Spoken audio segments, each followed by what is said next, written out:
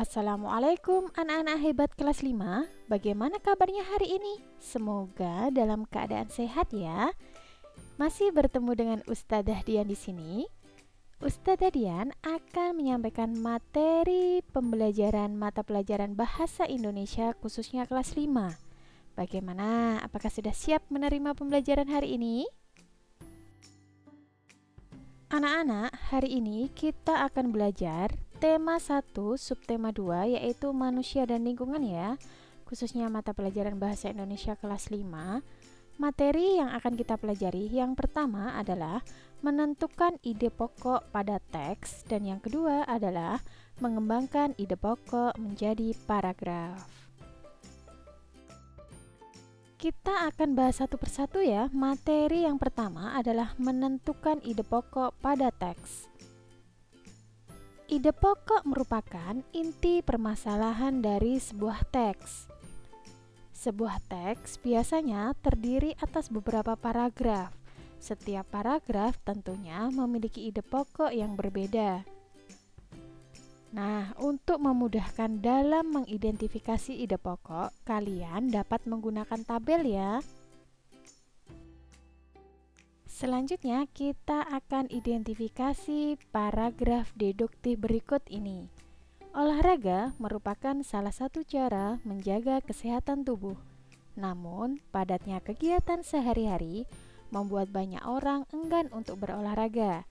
Selain memerlukan waktu luang, terkadang kegiatan olahraga juga memerlukan biaya dan alat-alat khusus. Hal itulah yang membuat sebagian besar orang malas untuk berolahraga. Kita identifikasi ya, mana yang termasuk kalimat utama. Karena ini adalah paragraf deduktif, D artinya depan.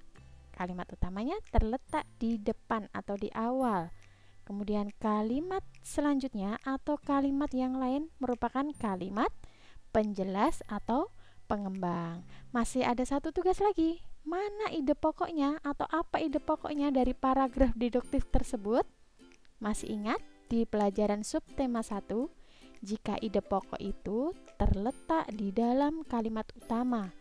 Namun perbedaannya, jika kalimat utama ditulis apa adanya sesuai dengan paragraf, tidak boleh ada satu kata pun yang dikurangi.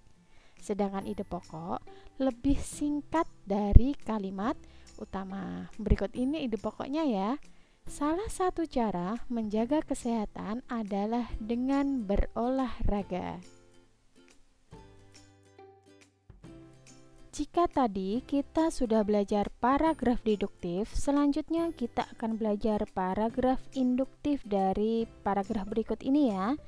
Tulang hanya akan diam dan tidak membentuk suatu pergerakan. Walaupun tulang adalah alat gerak, tetapi keberadaannya tidak dapat lepas dari otot. Tulang disebut alat gerak pasif karena tidak dapat bergerak dengan sendirinya. Di manakah letak kalimat utamanya? Induktif, artinya di akhir. Berikut ini ya, kalimat utamanya di akhir. Kemudian kalimat yang lainnya sebagai apa? Kalimat yang lainnya tentunya sebagai kalimat penjelas atau pengembang. Nah, apa ide pokoknya? Ide pokoknya adalah tulang merupakan alat gerak pasif. Bagaimana cara menentukan ide pokok atau kalimat utama, Ustadzah? Kalian harus membaca paragraf berulang-ulang ya. Dibaca berulang-ulang agar dapat menemukan kalimat utama atau ide pokoknya. Jika kalimat utama yang kalian temukan itu salah atau keliru, otomatis ide pokoknya juga keliru karena ide pokok itu berada di dalam kalimat utama tetapi lebih singkat. Sekarang kita akan belajar di materi yang kedua, yaitu mengembangkan ide pokok menjadi paragraf. Apa saja yang perlu diperhatikan? Yang pertama adalah menentukan gagasan pendukung. Di sini Ustadzah akan memberikan contoh, harus diperhatikan ya.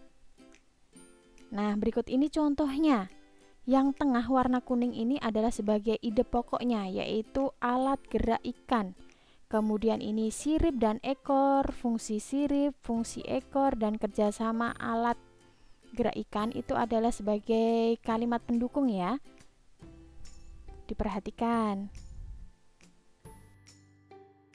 Anak-anak, setelah kalian menentukan gagasan pendukung, selanjutnya adalah kembangkan ide pokok menjadi kalimat utama.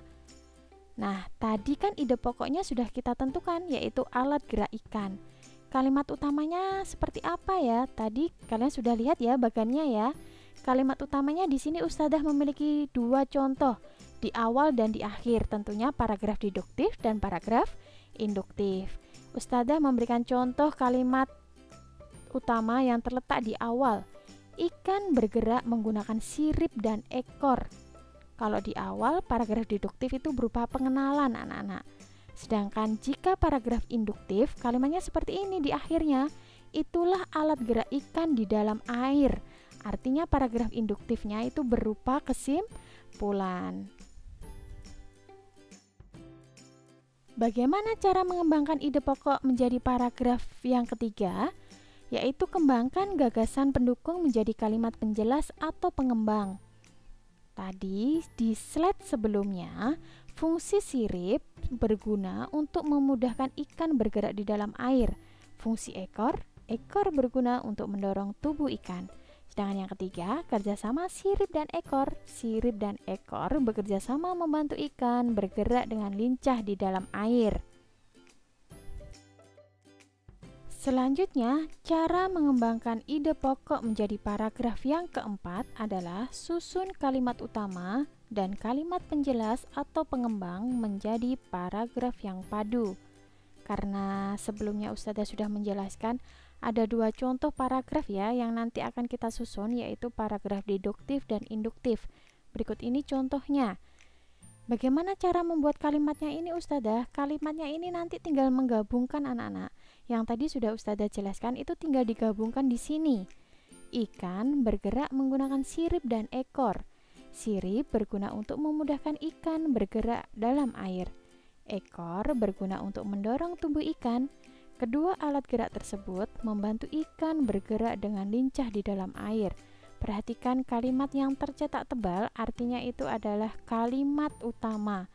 Terus, kemudian ide pokoknya apa? Nah, ide pokoknya tadi di awal, yaitu alat gerak ikan. Selanjutnya, bagaimana jika itu berupa paragraf induktif? Jika berupa paragraf induktif karena kalimat utamanya di akhir, nah ini sama saja ya caranya, tinggal menggabungkan. Tetapi nanti letak kalimat utamanya berada di akhir. Sirip dan ekor bekerja sama membantu ikan bergerak dengan lincah di dalam air. Sirip berguna untuk memudahkan ikan bergerak dalam air. Ekor berguna untuk mendorong tubuh ikan. Itulah alat gerak ikan di dalam air. Perhatikan kalimat yang tercetak tebal, artinya sebagai kalimat utama. Ide pokoknya apa? Masih sama. Ide pokoknya adalah alat gerak ikan. Anak-anak, jika kalimat utamanya itu terletak di akhir, bisa saja kita sebutnya dengan kesimpulan ya. Terima kasih anak-anak, hari ini kalian sudah mengikuti pembelajaran dengan mandiri dan bertanggung jawab. Tetap jaga kesehatan dan patuhi protokol yang ada. Jangan lupa setelah melihat video ini, tulislah nama lengkap kalian dan kelasnya di kolom komentar YouTube.